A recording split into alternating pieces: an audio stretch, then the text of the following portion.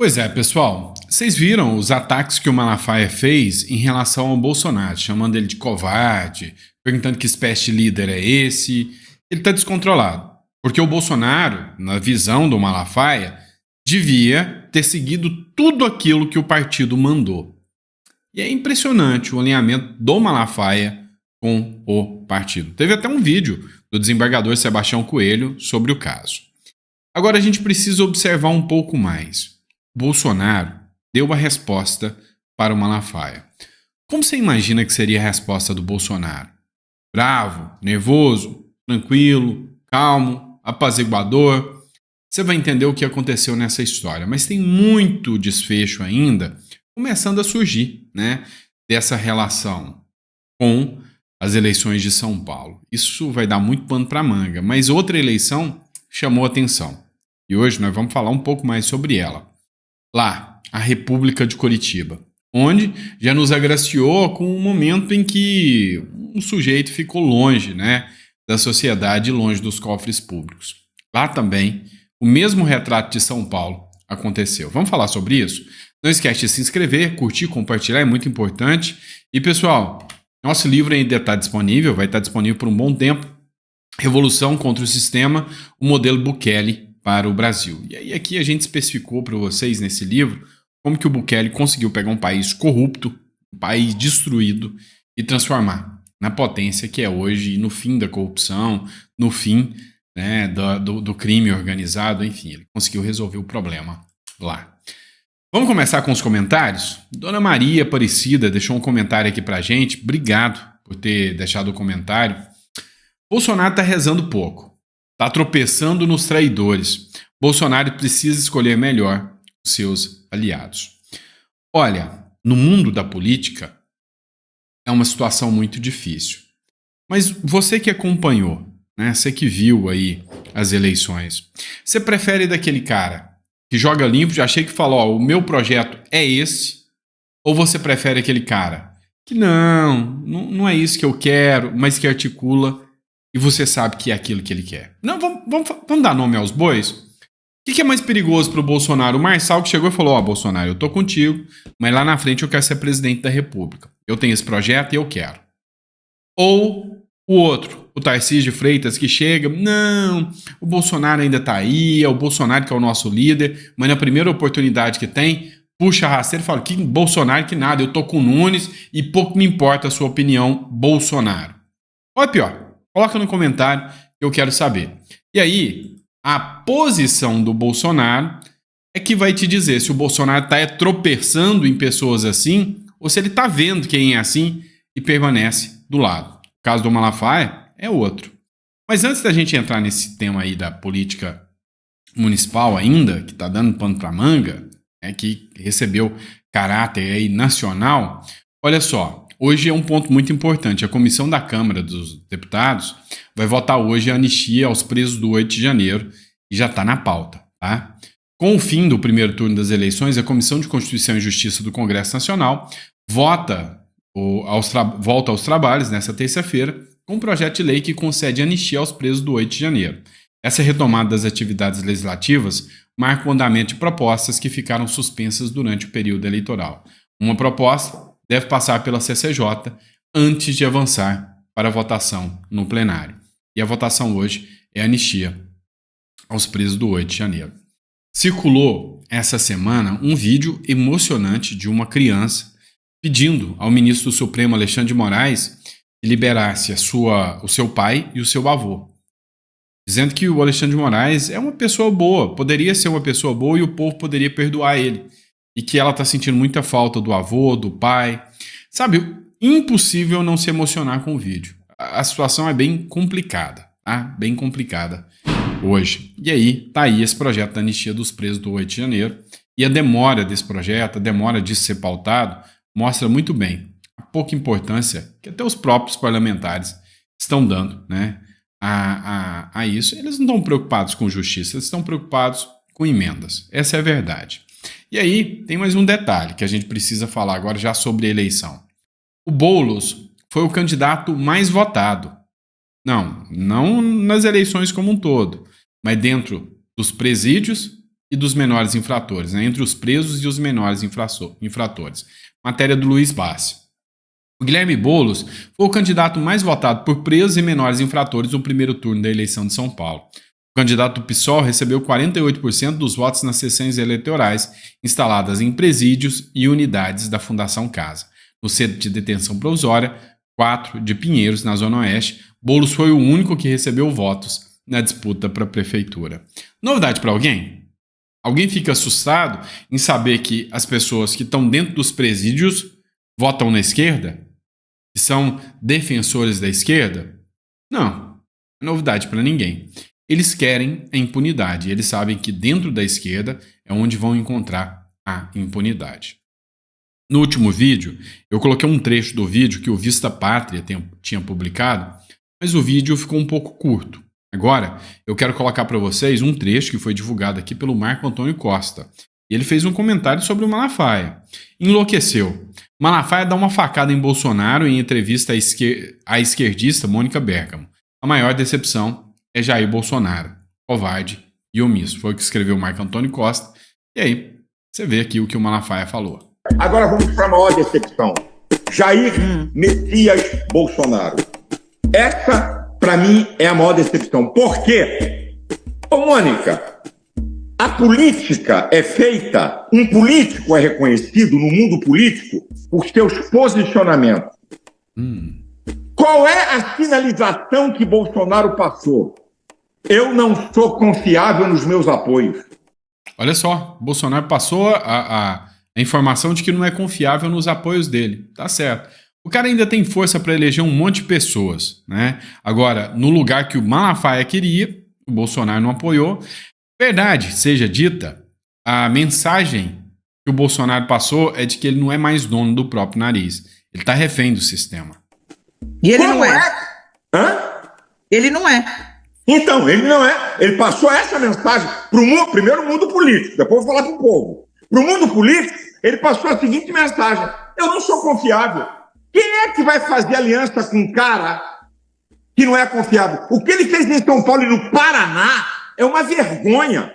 Em São Paulo, em cima do muro. No Paraná, ele tem candidato a vice numa chapa e declarou: olha, a mulher lá pode usar meu nome. Sinalizou duplamente. Gente, isso não é papel de um líder da direita de nível maior.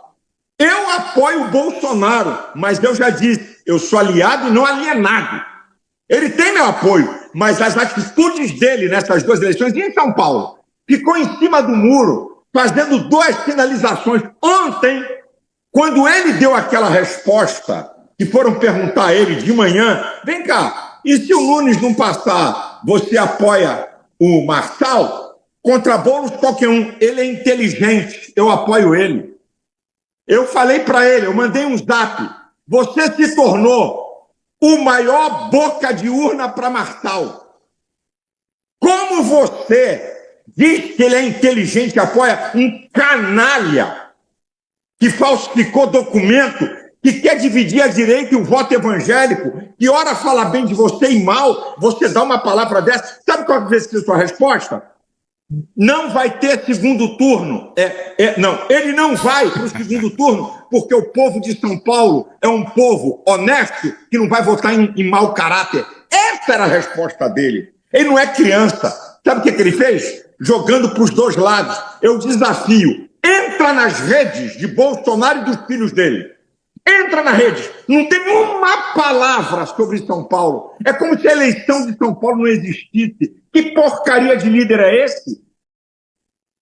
Agora, como é que o senhor define a atitude dele? Covarde, desonesto? A atitude dele, covarde, omisso, se baseia em redes sociais, não quer se comprometer, fica em cima do muro, sabe? Para ficar bem, sabe com o quê? Com seguidores. Fica bem com seguidores. Então, por isso que eu elogio o Tarcísio. Essa é a posição de um líder. Líder não fica atrás de seguidor. Líder, a palavra líder vem da língua vinque. Significa o capitão de um navio, o cara que dá rumo. Como é que um líder, o cara foi presidente da República, é o líder, é o maior líder da direita, ô Mônica. Eu estou falando verdades aqui, você sabe e conhece. O maior líder da direita dá sinais dúbios, confusos. E aí, o que a gente vê é a Mônica Bergamo, jornalista esquerdista, rindo de orelha a orelha. Mas a grande questão é essa. O cenário foi exposto rápido demais. Matéria do Globo: o Tarcísio deve se fortalecer para 2030, pois encarar o Lula nunca é fácil, avalia o Kassab. E aí você verá todos de centro, alguns até centro-esquerda, como foi o caso do Solidariedade, contra o Lula, porque todo mundo sabe que o Lula é fraco. Então, o cenário já se desenhou. Esqueçam, se vocês acreditam que tem alguém lutando pelo Bolsonaro, para torná-lo elegível novamente, esqueçam. As máscaras caíram. Vai ser Cassíbio, né? O Tarcísio, lá em 2026, com apoio de todos do Centrão. E é isso. E o Malafaia deixou bem claro uma coisa. Para que povo? Né? Para que ouvir os seguidores? Para que ouvir povo? O Carlos Bolsonaro fez o seu comentário aqui. Uma coisa me impressionou. Como eles tratam o Malafaia. Né? Qualquer um reconhece a importância do Silas Malafaia nas pautas da liberdade dos presos políticos e nas suas derivações. Tá de sacanagem, Carlos Bolsonaro. Malafaia é um demagogo. Ah, para. Sem ele, muito da anistia não estaria andando na Câmara Federal. É peça fundamental no processo de liberdade do país, tem meu respeito, mesmo que por algum motivo cometa alguns equívocos, agora atacando de uma forma absurda meu pai. Desejo do fundo do meu coração muita paz, muita saúde. Abraço. Cara, o que o Malafaia tem tanto de poder assim que as pessoas têm medo de abrir a boca contra ele? Bolsonaro, do mesmo jeito. Não tem coragem, né? Se fosse qualquer um, se fosse o Marçal falando a mesma coisa, Bolsonaro estaria rosnando como um leão. Se fosse o Salles, chamou o Salles de idiota, né? Esse idiota aí! Mas contra o Malafaia, exclusivo, Bolsonaro se pronuncia sobre as críticas de Malafaia. O ex-presidente Jair Bolsonaro comentou a coluna do Igor Gadelha nesta terça-feira, a entrevista que o pastor Silas Malafaia criticou a postura do ex-mandatário nas eleições. Em entrevista à coluna Bergamo, ele criticou, né?